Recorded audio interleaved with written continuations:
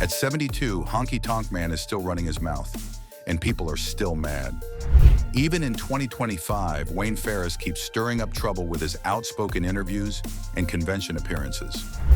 The man who held wrestling's most hated championship reign just signed another WWE Legends contract, proving he's not going away quietly. His legacy remains one of the most debated in wrestling history. So what made Honky Tonk Man so hated by so many, and why does he still have beef with half the wrestling world? The story starts with Roy Wayne Farris, born in 1953.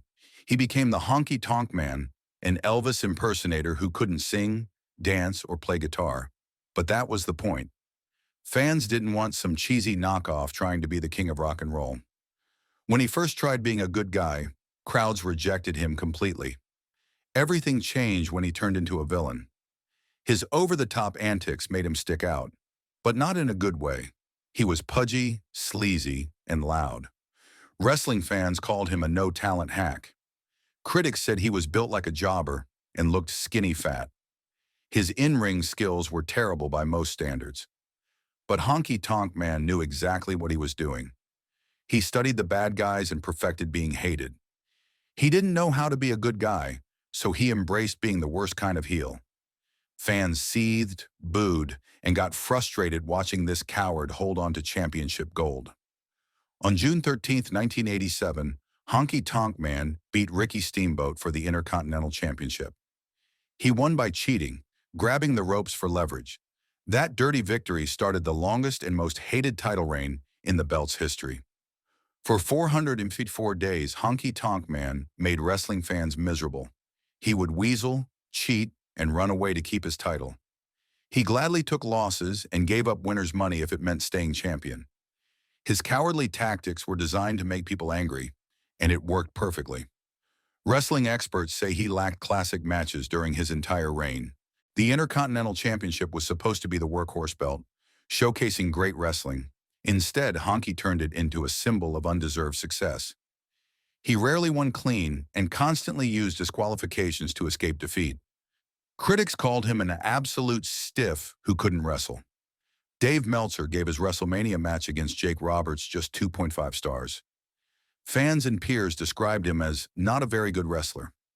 His physical conditioning drew harsh comments about being out of shape, yet somehow this approach worked.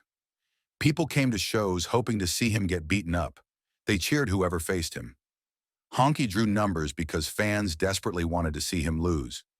His manager Jimmy Hart made things worse, using his megaphone to annoy crowds even more. The plan was for Honky to be a short-term transitional champion. But Jake Roberts failed drug tests, forcing WWE to change plans. Discussions about Honky refusing to drop the title also extended his reign. He milked the opportunity for everything it was worth, even though many thought he was undeserving. His reign finally ended at SummerSlam 1980, spectacular fashion. Honky issued an open challenge, and Ultimate Warrior answered. The match lasted just 27 seconds. Warrior destroyed him completely, giving fans the payoff they had waited over a year to see. It became known as the greatest squash match ever. That quick loss marked the beginning of Honky's fall from relevance. He never returned to main event status. His tag team Rhythm and Blues with Greg Valentine didn't stick around long. He got relegated to lower card matches and commentary duties. By 1991, he left WWE entirely.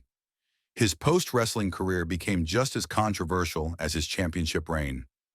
Honky Tonk Man became the king of shoot interviews, brutally attacking other wrestlers in tell-all videos. He called people names and never held back his opinions. While some fans found his honesty refreshing, most saw it as bitter attention-seeking. He went after wrestling legends without mercy.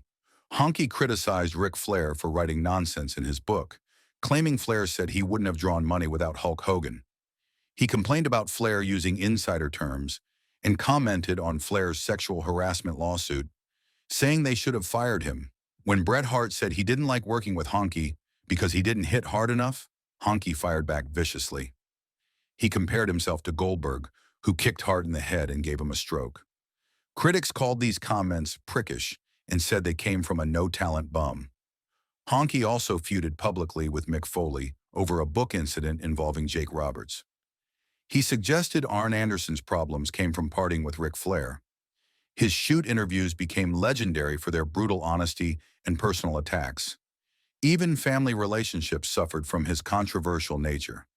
Jerry Lawler, his real-life cousin, became involved in public feuds with him. What started as a work to drum up business became real bad blood between relatives. In 2000, Honky claimed they didn't talk anymore, though Lawler later said things were fine after they met at a signing. Some sources suggest their real tension came from Honky believing Lawler stiffed him on paydays in Memphis. The family drama became public entertainment, adding more fuel to his reputation as difficult and bitter.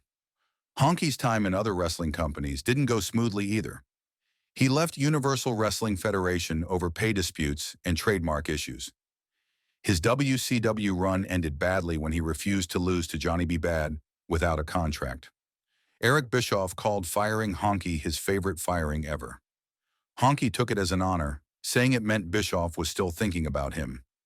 When he told Bischoff that he couldn't hold Vince McMahon's jockstrap, it showed his confrontational attitude extended everywhere.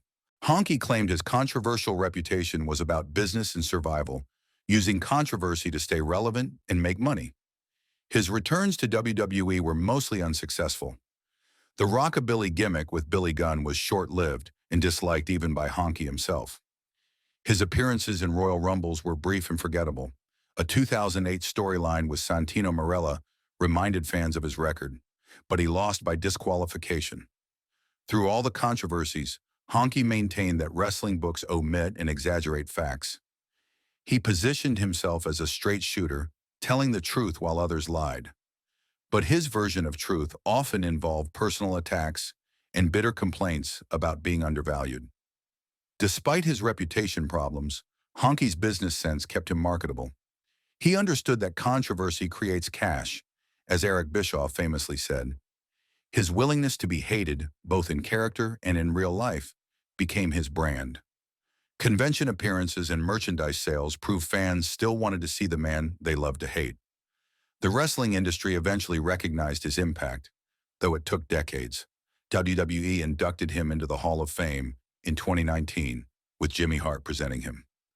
The ceremony was mostly respectful, focusing on his championship reign rather than his controversial opinions. In 2023, Gunther finally broke Honky's Intercontinental Championship record.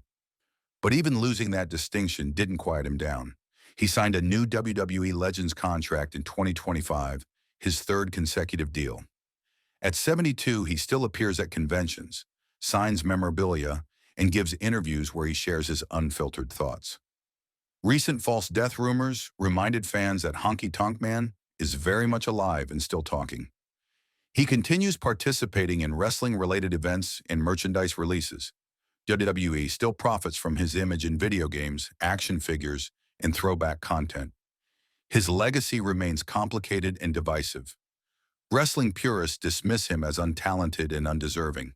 Character work enthusiasts praise his psychological mastery and heat generation. Critics call him bitter and difficult. Business analysts acknowledge his drawing power and longevity. What's undeniable is that Honky Tonk Man created lasting memories, even if most of them involve people wanting to see him lose. His 454-day reign frustrated fans for over a year before delivering one of wrestling's most satisfying payoffs. That combination of prolonged agony and explosive resolution became the template for effective heel championship runs. But his post-career behavior tarnished much of that goodwill. The shoot interviews, family feuds, and personal attacks made him seem petty and vindictive rather than cleverly villainous.